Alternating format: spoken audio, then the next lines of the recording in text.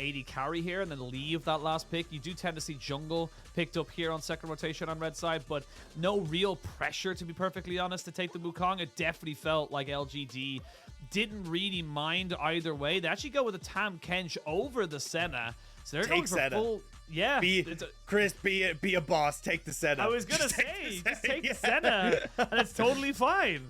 It would actually be hilarious if they did, because honestly, like, TK, not exactly the most aggressive lane. And a lot of the aggressive lanes are already taken off the board. You can get a ton of poke, but I just think that the ability to try and set up this Kalista is going to be out of the question if you take the Senna. So I don't think we'll see it. I still think we'll probably go back towards an Enchanter here, because you see the Tahm Kench picked up, but I'm curious to see what the plan is. I mean, honestly, you could go for a Yuumi here, especially if you've got the counter pick for being in the top lane with this Irelia. Like, an Irelia with the Yuumi could actually be really strong, and just the Yuumi being able to hop around with the Kalista as well isn't the worst in the early stages. No, especially as well when you're able to kind of get into the later stages. But Fofo, we talked about this. Fofo picking up things like the Corki and the Azir. He's going to favor into the Azir here. Says, look, there's nothing else they can really take. Honestly, I wouldn't even mind to see the Lissandra picked up here for LGD. I feel like they are a bit pigeonholed in taking the Senna, because if you're leaving those two bans open, you could just ban away the Senna and the Jinx on the second rotation here. But yeah, still plenty of options available here for LGD. They could go with the Aphelios as well. So they're actually not going to go with the Senna at all. Getting in that Aphelios, saying, look, Assum can do well on this pick and has the safety of the Tahm Kench as well. Yeah, the reason I've kind of talked about this across a couple of series. I just hate seeing Azir with Kalista.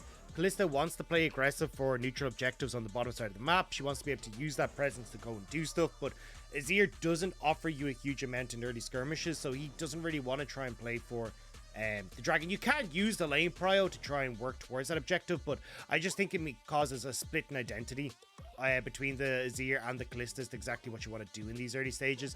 And LGD, if they go for something a little bit more aggressive in the mid lane, like a Sylas, which unfortunately BLG is going to ban away, or even that Lissandra that you were pointing out, Oisin, as well, I think that could honestly be where we end up having LGD with a little bit of an advantage. Yeah, we'll see what the final ban's going to be there from LGD. They do ban away the Amumu, which has been rising in prominence in recent days. Of course, got the buff on 12-12. The Nautilus being taken away from Crisp, so he doesn't quite get his hands on that one. But like you said, the Yuumi is still available should they want to go for it. I will say Crisp's champion pool tends to lean towards more playmakers. He doesn't seem to be the kind of player that likes to just sit back, relax, and let other people do the heavy lifting for him. So I'm not sure if that will fit with his particular style. And for BLG, I feel like you still got to ban the Lissandra. I think that getting it onto Yeji would be a huge mistake. And yep, they banned that one away. They had an opportunity to make sure they can limit him, and they do just that. Yeah, I think the Rakan is going to be the best option here for Crisp. I think it just fits super well against something like the Tahm Kench. Very mobile, so it makes it difficult for LGD to do particularly much. Plus, having that paired with the Kalista is just incredibly strong. And then we can kind of wait to see what Khan wants to go for. Wukong still drifting this far down in the draft. I thought we might see Shadow go towards it, but instead going to go back towards the Viego, which I imagine means we get the Wukong here for Khan. Actually a pretty good matchup for Khan, and great engage tool, which BLG are kind of lacking at the moment. Yeah, and honestly, I love it as well, because it tends to be a... It's kind of a little bit of a call out there from LGD kind of to Khan, saying, look, you know, if we take the Wukong, you'll take the Lee Sin, something that you are very comfortable with. And on his debut series, he played exceptionally well with. The Viego, a better matchup into the Lee Sin. So they're kind of saying, look, for BLG, you're not quite going to get that particular setup right now unless you really think you can win it. You are kind of baiting them in to say, take the Wukong because you have the much better early game setup for them. But for BLG, they do lock in the Rakan. Like you said, Crisp, a fantastic engaged champion. Gives them a lot of agency in that early game as well, should they be able to catch out the Aphelios. I also love that if you go for a double pairing, well, it's not, maybe not the Wukong, could be the Diana, but still fitting into that style of like a ton of CC offered from your support and jungle. It enables Bin so well. So if you actually manage to try and play up towards Bin in the early stages, get him ahead, he's going to be absolutely unstoppable in these fights. The problem though, I will say with the Diana versus the Wukong is that Diana not as strong in these early engages and certainly not going to be able to compete with the Viego in these early points of the game as well. So I think you're going to see Khan take a bit of a back step here and wait for that level 6 before he becomes really active on the map. Even the mid-jungle combo between the Azir and the Diana, a little bit funky to try and operate around. Yeah, absolutely. And the final pick coming in here for LGD going to be that LeBlanc. So having kill pressure onto the Azir, I will say the Viego LeBlanc combination incredibly powerful in that mid lane. And then, like you said, it's kind of another facilitating champion. You get early push, you're able to open up the map a little bit for support, either on top or bot, or even just comboing with your jungle. And we saw how constantly, you know, Shadow was in the opposition's, you know, side of the half. This is where this team will kind of come alive. I actually really like what LGD have built up for themselves, because if BLG can't get things going in that bot side early, they're just going to be kind of like Assum in game 1. Yeah, it feels like you've got two big lanes you need to get ahead of as BLG, both top side for Bin and also this bottom lane. I think if you leave the bot side alone, though, you should be able to get advantages in that bot lane with the Kalista being able to play very aggressive. You've got the range advantage in the support matchup, and I think you should be able to be totally fine. So I feel like putting a lot of your attention towards this top side and facilitating Bin is going to be your best bet, even if it's not a case of like going into the lane and actually trying to kill this Gnar. If you can just get vision control in that top side, make sure that Bin is able to play as aggressive as you want, because you have to play like a goddamn lunatic on this Irelia, or this matchup doesn't work. Yeah, straight up. You have to be risky. You have to go for it. And there's someone where I feel confident enough in saying, we'll throw it all at the wall and see what sticks. It's got to be just a lunatic. Yeah. That's all it is. You know what? It's just, that's literally it. It's just been, this is his style of champion. This is something that he needs to be able to do and work with. I will say that it's going to be a little bit difficult for him if he doesn't get the resources like you said. So we expect to see Khan focusing up towards that top side. Maybe if Fofo could just kind of hold the mid lane so that LeBlanc can't get out. That's all he can really do in this early game. But we'll have to wait and see. No more hypothesizing, no more theories. BLG versus LGD. LGD 1-0 up in the series. And BLG looking to equal it back, or will LGD take themselves a 2-0? It's all here and now. And honestly, this feels like a massive series for both these squads. We talked about it right at the start of the day. You don't have many series coming up. Like, you're on to this is the 8th series now for BLG. This is going to be the 7th series for LGD. If you're only sitting on 1 win of LGD after 7 series, that's dire. Sorry, I got completely distracted because Rising just threw down the spear for Crisp as the invade was coming through, and you could just see Crisp going, oh god, instantly running away to a bush. I was like, oh god, this is going to go very south very quickly. But I do agree. I think on both sides of the equation, the fact that you're sitting so far down the table with, I mean, we're coming to the second half for a split now.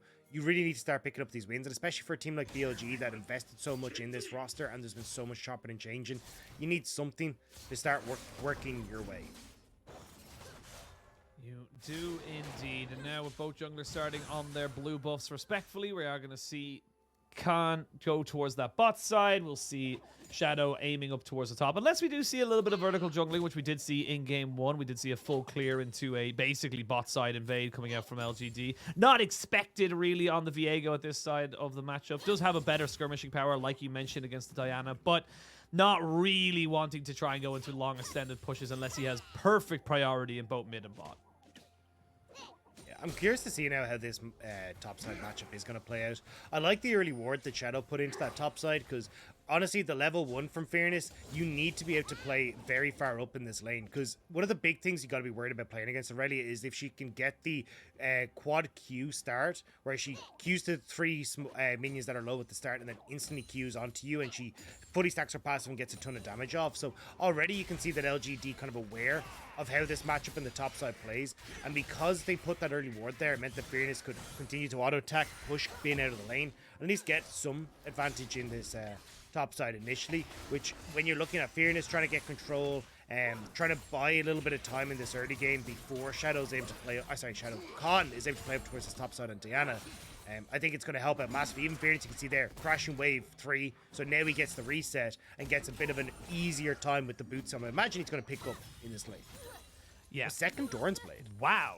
Okay. I think that's a mistake. I think feel, you need to go yeah. towards Doran's shield.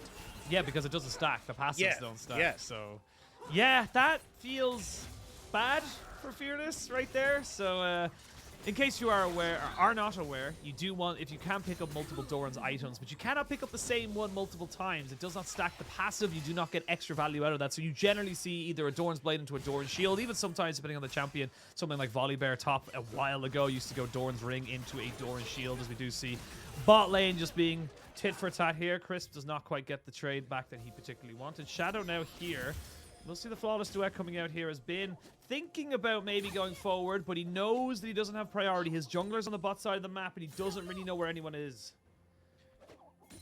Yeah, I mean, this wave is going to be bouncing out for Fearness, so it should be all right. The bot side here, in a good trade. Yeah, very good trade. You have the Gravitum here as well, so they're going to be able to get the cleanse and exhaust right down. So now Bin in the top side is going to be in a 2v1. Fearness flashes away, but Bin gets himself the kill. Still keeps his flash available to him as well. Undeterred. Very nicely done there by BLG's top laner. Really nice job by Bin to get there. And the fact he walks away with flash in back pocket is fantastic. Now, both top laners should be able to TP back into lane, so it means that Bin should still be able to crash this wave. Now with a Vamp Scepter and also the dagger as well, he's going to be in such a good spot now to continue to punish Fearness. Well, Tahm Kench gets knocked up here. JinJiao going to have to try and run away from this one here. The heal comes out from Assum to save his top laner. Crisp needs to be a little bit careful. Does have the battle dance to get himself back to safety on top of his AD carry. But yeah, great start here for Bin. It's exactly what you said you wanted to see here from BLG. They're getting themselves set up, and this could be another dive coming in. Bin needs to be a bit careful, though. This tower is ramping up, and a hop, skip, and a jump means that Fearness says, thank you very much. You've lost that big advantage you just had. What? You all right, Dagda? You okay? I'm so confused. Need a hug? I need to get my why? like there was no way you were gonna win that trade, like, ever. But I don't know. Anyway, really good play here from Fearness, where you can see like stacks up the passive pretty much instantly, gets the damage reduction off the W as well, right as Shadow's going for this for his follow-up damage. But I mean here, I really just don't understand. Like, you just don't have the damage to try and finish this up. The Q as well, like, I'm mind boggled. Maybe he hasn't played this. Honestly, like, not even joking. Maybe he hasn't played this matchup post durability change and just thought that he could go for the dive. But yeah, that's bizarre. And it equals up back on that top side, which is a bit unfortunate. Khan will be popping that Scryer's Bloom to make sure that he knows that Fearness isn't getting his reset off just yet. You can see with Bin just trying to keep this wave at a very undesirable spot for Fearness. Fearness really wants to try and get that crash going, but very difficult when you can see there's so many minions there for Bin to be able to stack off of. Does get access to his ultimate as well. Khan going to be chased down a little bit here by Shadow. They do have LeBlanc here, so I think Khan might be in a lot of trouble here. He's going to be forced to flash. He does have the Blast Cone, but he's been locked down by the Ethereal Chains. They're still pushing forward the flash in. I don't know if he's going to be able to survive. I think the answer is he's not. Now they might turn on to Fofo. Fofo gets the good Emperor's Divide coming out, but no Heartbreaker available for Shadow. He wants to try and use it to get away, but he just doesn't have the resources available to him. He will be taken down. Fofo picks up that kill. This is a strange game, Dagda. Shadow really didn't need to pick up that soul. Like, he just didn't.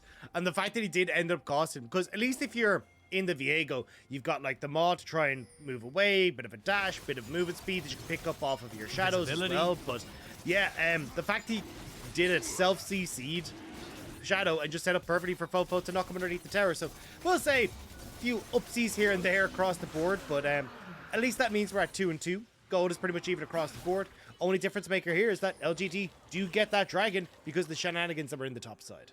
Honestly, that's kind of big there for LGD. BLG having the Kalista, you would always assume will have priority, and not getting that particular objective so early does mean they're not going to have as early fights going for them, or at least not being able to force such early fights in, you know, kind of the dragging, stacking way. So very nicely done there by LGD's bot lane to recognize the push came in for them. They didn't need to try and contest them underneath the tower, and they can just take themselves a free objective.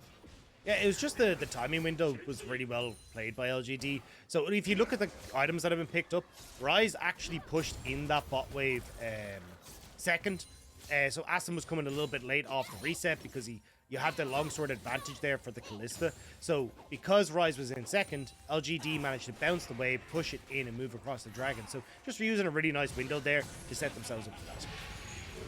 Very nice indeed. And this is going to be a Good start right now for both sides as my feed has just killed itself. So Dagda, I'm going to leave you to play-by-play for a second. All right, I got it. Well, Fearness has just turned into Mega Gnar on top side, so not really in a position for LGD to contest. They're going to back away from this Rift Tower, which will give Khan the opportunity to pick that one up. They're going to try and respond by a dive on the bot side, so Shadow and G moving down here. Kryze and Crisp seem to be aware of this, but they're a bit late. They are very late as Crisp now going to get caught up here by the ethereal chain, gets brought in by the Fate's Call. There's going to be some decent shadow, spears into Shadow. He gets knocked up as well. The Moonlight Vigil completely whiffs there from Assum. Shadow still getting pushed down as Fofo trying to join the fight, but can't really do much onto this LeBlanc. LeBlanc playing bodyguard away from this one. Good mitigation of the dive there from BLG as they keep themselves and their bot laners safe. And the fact that they get the majority of this wave as well is incredibly important. You do not want to be falling behind as Ryze in this matchup. So managing to kind of keep everything in check. BLG managing to get the Dragon, the Rift Herald and prevent any sort of counterplay from LGD is going to be fantastic. Yeah, really, really well played there from BLG. LGD still pushing forward and looking to make as much as they possibly can happen. I like this from Assum, just kind of saying, look, we've got the pressure bot side, let's just keep putting them in, pushing them underneath their tower. And it's still very even in this bot lane. I think the Aphelios has had a very decent time as Yeji recognizes that this blue buff isn't there and available, but he doesn't know he's been spotted out on a ward. So Fofo knows that he's here. It's all about who knows what and what you know or you don't know. That you know, that I know, that we know, that he knows, that I don't know. I gotta go last. Yeah, I know. But yeah, but on the counterpoint of this, the big advantages that we're looking at on either side is going to be for BLG top side, right? Even with the funky business that Ben is going for, he still has a massive CS lead over the Gnar, and I expect them to try and keep this positional advantage on this top end of the map. The other advantage for LGD is going to be in the mid lane. A little bit of an advantage opening up for G. Should be able to TP back in here, but BLG going to try and counter-respond with this Rift Herald in the mid lane. Yeah, Rift Herald goes down. TP comes out here from the EG, but Crisp gets stunned up just a little bit. Still has the battle dance to be able to get himself back out to safety. So it's only going to be the 2 plates going over to BLG. That's all going to be confirmed there as Yeji takes down Shelly. And now we start to wait now. A minute and a half to this next dragon. LGD would, love to secure that one for themselves, give themselves another win condition. I will say, I'm just not the biggest fan of them using the Rift Herald in the mid lane, though. I feel like you've got both the Irelia that would have loved to been able to use that gold to snowball this matchup even harder, or even on this bottom side as well, get some advantages for this Kalista in the matchup, because I think from pretty much every person in this game, Fofo is the person that will scale regardless of what he needs to do in this mid lane, and the matchup is totally fine. So I actually think a bit of a mistake from BLG. This is where we talk about like Fofo kind of warping the way that BLG play a little bit, because he feels like he needs to be the carry and he needs to get the resources, and you're seeing it here where he's obviously calling for that Rift Herald to be used mid, where I think either side lane could have benefited more. Yeah, maybe we've been able to get a little bit more should you be able to kind of force the issue. As we can see now that Shadow just trying to be a little bit of a nuisance in the jungle here, but now Yeji on the spot side recognizing that there is no Rakan. Darts himself back to his effigy and to his distortion starting point. And now they kind of back themselves up. 20 seconds till that dragon spawns, and BLG have priority top, but they don't have priority in the bot lane, and mid lane just kind of being sorted out right now by Fofo. But it looks like BLG are trying to force this out immediately as they do get the Moonlight Vigil coming out with the Moonfall. They get the Devourer out here, and they're going to try and get everybody out as quick as they possibly can. JinJiao did everything he possibly could to keep Assum alive, and he does just that. Bin gets a solo kill on the top side. Should be able to survive as he's level 10, and that's going to be 2 kills over to BLG. Really nice from BLG. The Blade of the Rune King coming in clutch there for Bean and adding the slows, adding that extra little bit of healing so he can tank the Terror. And now Shadow looking for something here. A lot was used in that bot side, don't forget, so got to be very aware of the resources you no longer have. Assum is now back here, and JinJiao's on his way. You will have a teleport for Fearness, and this dragon has been started. Yeji now puts himself into a position to try and maybe put down some poke, but they're not really in a position to try and contest this. It's just going to be a little bit of posturing, and BLG should secure it. They might look for the fight afterwards, though. Khan taking a fair bit of damage. And here comes Assum. He's got himself green and white, so he's looking for a good fight. They're nearly going to catch out Khan, who's forced to flash away. There's a good Emperor's Divide as Shadow has to flash away. They end up all getting out with their lives, but it's very scrappy right now. LGD still lose the dragon. 2 flashes being burnt on Khan and Rise to get away from that, but at least the Dragon is going to be a nice pickup for them. You're still getting Bin abusing that top side as well, nearly getting another kill onto Fearness. This is actually his Fearness gets back to lane, so this is the initial engage, and I feel bad for Fearness. Unfortunately, just moving that bit too far away from Terror. Burns the flash because he thinks he's about to get stunned, but it only means that Bin is able to follow up nice and easily underneath the Terror. I'll say though, with the delayed recalls coming out from BLG, it does mean that Fearness. He's so dead. Goodbye, goodbye, Okay. good friend, goodbye. I don't know. Bin's actually waiting a long time. Actually, maybe Fearness just gets away with this. Yeah, maybe it's not goodbye. Maybe it's hello. Hello, Khan, who's there decided to move up here. And I think it's a little bit uncomfortable again for Fearness, but it doesn't matter. I mean, 40 CS lead in this top side for Bin. Terror meant to go down as well. You're already a full item there, and BLG trying to respond. Another Devour has to be used here to keep Assum alive. They do get the Gravitum down to try and lock down Chris, but you can see just how hard it is to really do the damage they want. And now with these spears starting to wrap up here for Rise, he's almost getting on top of him. He gets the cleanse down, but he's already been taken out. It was all so good until it was all so bad. As LGD pick up 2 on the bot side, 2 kills going over to Assum. A nice attempt from Rise, but unfortunately just 3 members of LGD are too strong. BLG should get this mid lane tower though, and also having that top lane turret go down means that Bin now will rotate onto this bottom side of the map.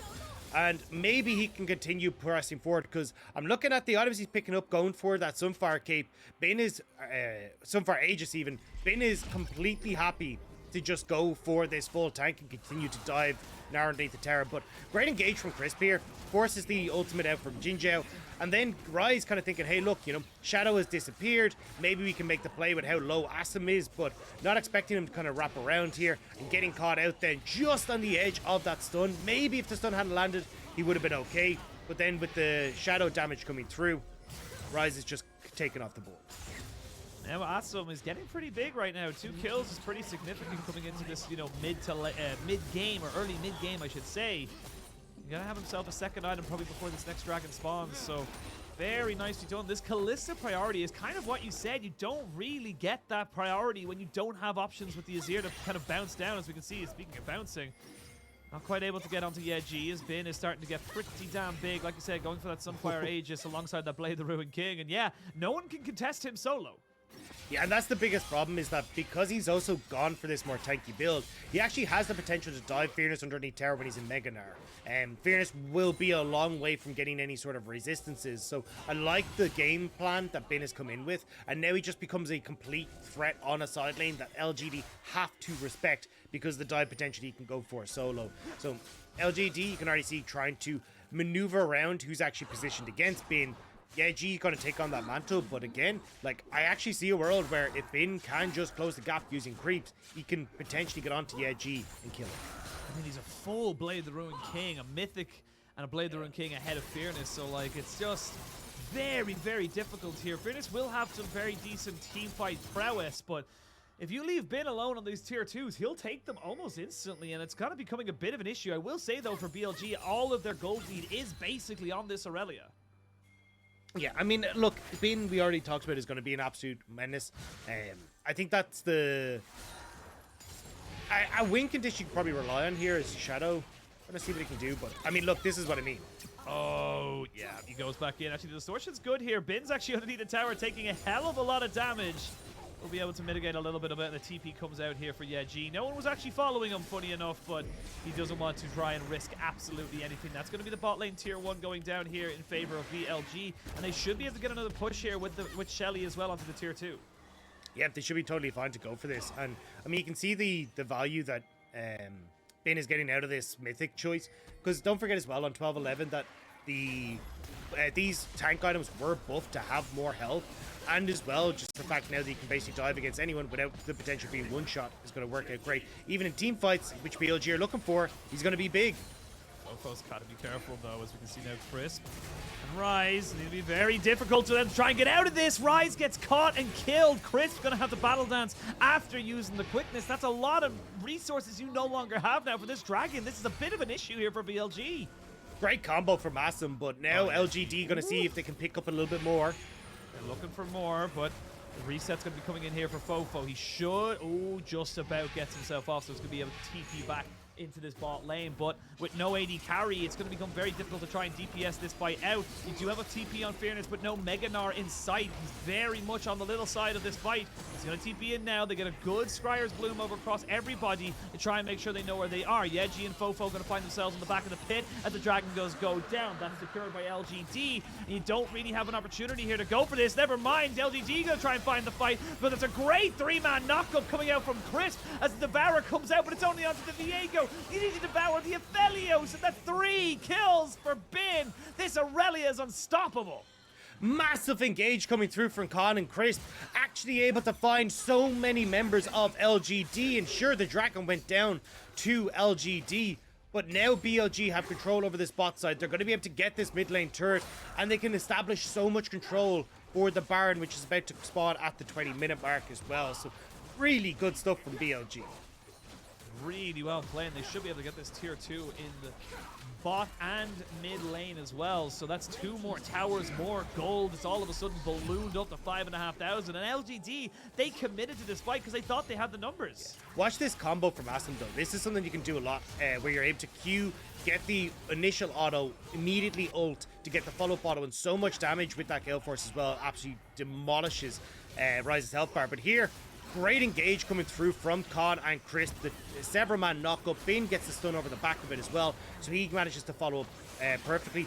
You can see that BLG were trying to wait for Bin's ultimate to just about come up, but they didn't even need it in the end. Just really good engages from Khan and Crisp to set up that play. Yeah, and again, very, very unfortunate there from LGD. And these are the little problems we've been talking about for LGD. Pretty much all split. They just overcommit to things. They don't quite get the numbers right. And now, honestly, Bin is unstoppable. I feel like you're going to need to put 3 or 4 members, and there's still a chance he still comes out with a kill, even if you do kill him. And now, again, with just more damage going to be coming through, as you say, the Death Stance is going to be the next item for him. How do you try and contest wherever Bin shows up? Because honestly, at this stage, I think he 1v2s both Fearness and Shadow. Probably Shadow and Yeji as well. So now you need a third person to deal with Bin on this sideline.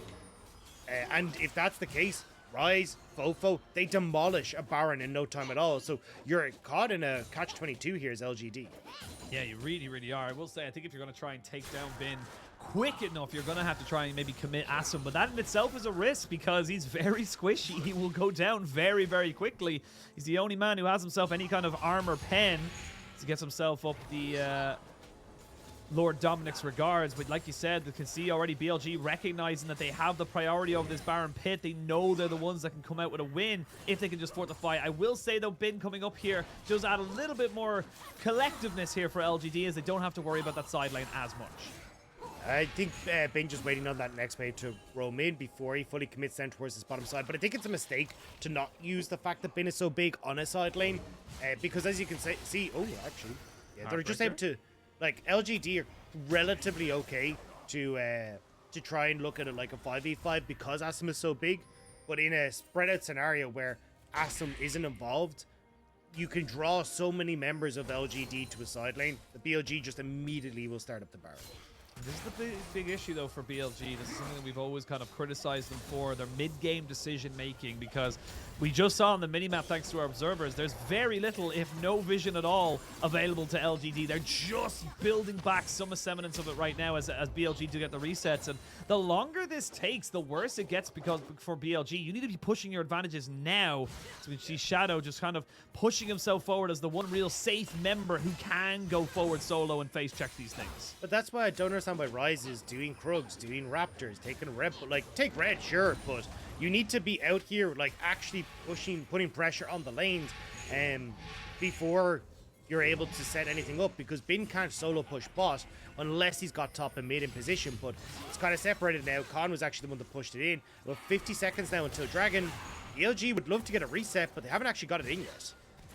Yeah, they went a little bit too early. They've kind of picked up, as you said, all the camps and stuff. You do have a Death Stance finished up here for Bin, but these waves have been ping-ponged, and this is fine for LGD. They're happy to just accept these waves and get themselves up to a second item, maybe even a third here for Assum. And because they have 2 dragons as well, there's no real reason for them to contest this next Drake in 30 seconds. They can continue to put their focus on this Baron pit and say, look, we don't care about the dragons right now because we've got so much time, even if you try and stack them. Yeah, I feel like they're just going to send Bin back to do it as well. He'll probably crash this bot wave. Then he rotates over towards the dragon. He can solo that one out. And as long as BLG are always threatening on towards the Baron, if you ever try and commit towards stealing the dragon as LGD, well then BLG just take Baron. So I think you're, again, kind of caught here as LGD. Looks like actually it's just going to be Ryze who moves over to take the Rift Herald instead. Again, but like you said, it feels like it's just delaying the game a little bit more. Like, yes, the gold lead's not going anywhere. It's still very much there, but Bin just trying to see if he can maybe catch out Fearness here. As the dragon does eventually go down. That's 2 dragons apiece. Still only a 5,500 gold lead. As finally Fearness does realize that Bin is in the brush. He does get himself stacked up, but there's going to be the Mega Gnar to back himself away. And yeah, this is fine for BLG, but I kind of feel like I need more. I mean, very, very slow game plan here from BLG. And as you say, I mean, Assum now nerdy up towards his 3rd item. He's going to become a bit of a menace now in these next fighters. Crisp will get spotted by Shadow, but just going to back away. Gotta be careful. They're still trying to take away some of these resources, but the ward shall be killed, Dagda. It shall go down. Yeah, I mean, again, but like for BLG, they aren't really syncing up their waves here correctly. Like, look at where Fofo's wave now is, as Bin is about to crash a wave on bot side. So it's very easy for LGD to start drifting and leaning back and forth across the map, so that then they can always threaten some of these plates. These plays on towards the towers. Even not having mid control as well makes it very, very tough for them. So the wave management just not quite in sync here. Is maybe now with Bin roaming up. Roaming up, but already Khan taking a huge chunk of his health off of that particular trade there with G. They will be able to try and put down pressure onto this tier 2 and top side. G not quite able to push forward here onto the Diana Fofo combination. And now Crisp here with Ryze. They're kind of angling for a little bit of a fight. Don't forget, Bin, as you mentioned, is in the mid lane. He's the one who's going to be the big carry for the side of BLG. You've got Fearness in bot lane pushing that one up, but he does have Mega Gnar. He could TP in, but everyone just kind of backs themselves away. Again, nothing really happening here. Fofo down to about half HP. As G, he's on a LeBlanc. You still have to respect the damage. Yeah, it could have been a poke that can come through from LGD. As JinJiao will spot the resets. Oh, Crisp, he's all by himself now. Oh, does have the battle dance. That was very, very dangerous. But again, we're seeing, I really don't like this from the side of BLG, because they're spending so much time and resources to get vision control on this top side, and then they're not doing anything with it. And the thing is that LGD are perfectly happy to have that. Okay. We're going to see a TP coming in. That's going to be a double TP. Fofo and Bin are here. Assum flashes away. Does have the Gale Force as well, but they found their pick. Finally, they see the opportunity, and BLG take out the major carry of LGD. And getting in behind Assum there. Assum saw the resets and thought he was safe, but one ward managed to slip through the ranks, and now BLG turned directly over towards the Baron. Shadow is still alive, though, so this could just be a flip. A little bit of a burger flip right now if you do end up going for it. I will say it's a bit more 70-30 in the favor of BLG. If they can sync up the Rend with the Smite, it should be a secure for them, but you never know sometimes with these teams. As BLG now looking for a Bin, goes in onto G, who might be forced to go away off of this fight, but you can see Fearness kind of keeping everyone away. Shadow goes in with the Heartbreaker. They're looking to try and maybe take out Khan before he can go for it. He's not quite in position to take this one and ends up going down for his troubles. The Rend will come out as Khan gets himself a Smite, and 2 more kills go over to BLG alongside the Baron. Great call from Bin to get out of the pit and play bodyguard on the backside, because it made it impossible then for LGD to just take and play that slow and look for the steal. You know that you are going to run out of the shadows eventually for Shadow, so Bin just waiting there for the Viego to show, and then eventually you have to cut him down before he can even threaten a steal. Now we're going to start to see BLG ramp this up, or at least I hope we will, because this is in a moment here, as I say that, G, oh, he doesn't get the first distortion down. If he literally hits that, Ryze is dead. Yeah, it was so incredibly close to finishing off the Kalista. Now, Assum hiding in the wings, but again, I think BLG gonna have to look for a reset. I mean, you got Mega Gnar very soon, and Assum is, as you say, sitting in the wings. They're trying to kill off Bin. If they can get this Baron buff off of the Irelia, it could just delay the game that little bit more again. They're looking for something to flash in. It's exactly what they're going for. They're going to try and jump into Assum, but Bin has already been CC'd up, knocked up, is in the bounce house, and can he get away? He cannot. You've lost one of your big split pushers there, but while that was all happening, Khan's taking matters into his own hands and pushing in mid lane. Yeah, resets are going to come through, though, so he will get the inhibitor, but honestly, big win for LGD. You nailed it with the Baron buff being gone off a bit. Oh, wait, they're going to kill Khan. Khan does need to They get out of here. might. He needs to get out of there, but a TP coming in from Fearness, and Khan is dead. BLG, what has happened? What has happened? Oh my No, God. You cannot lose the Baron like this. You did everything you could, and now you've only got 2 Barons left. They've lost all the Barons, and Assum got 1,000 gold shutdown coming through from Bin, a massive shutdown coming through off of Fofo. He's just gone from having like 2.5 items to probably being very close to having like 3.5, if not a 4th item already completed just off the back of that. And just as Dragon is about to spawn as well, this is a disaster. BLG needed to reset earlier, and I love this from Fearness. Look, he just knows that he needs to get this play down. The CC is far too strong. Assum very lucky with the guns that he had that he's able to heal through that damage. But this is huge. And so 1,000 gold shutdown there. I didn't get to see how much of a shutdown was on Fofo as he comes through with this, but he also got the kill onto Khan as well. So how much? So that's a 300 gold, and then Fofo goes in.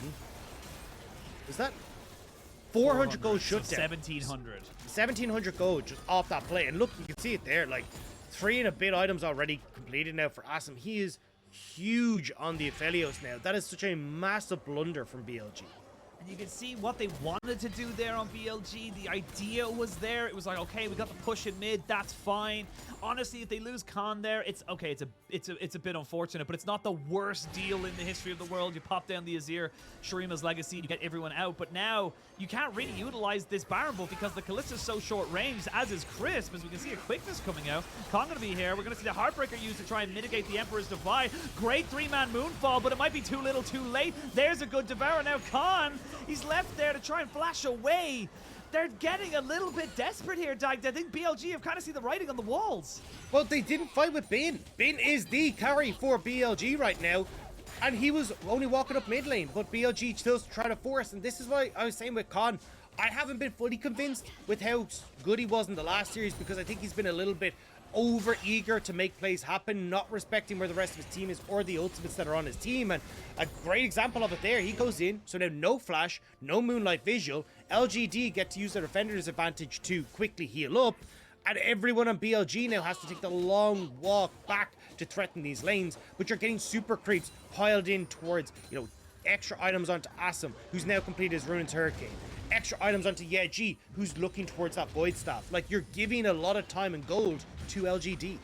Yeah, and as well as that, like, it was, you know, a 1.5 item against 3 items in the top lane of Bin versus Fearness. Now it's going to be 2.5 items versus 4, and you're kind of waiting for that, you know, critical mass point here for Bin, where yes, he's huge, but people will start to be tanky enough to deal with him. People will start to have enough damage to burst him out should he go too far forward, and now, like you said, the resources are being pumped in. It's a full Infinity Edge between the side of the AD carries, and that's going to be the pick coming in. The Moonlight Vigil doesn't really do a lot of damage. The TP going to be coming in. Chris tries to engage with the quickness and goes straight into the Fates call. Great Emperor's Divide to try and separate absolutely everybody. Assum goes down. Shadow hasn't got anywhere to go, and that was the team fight BLG needed.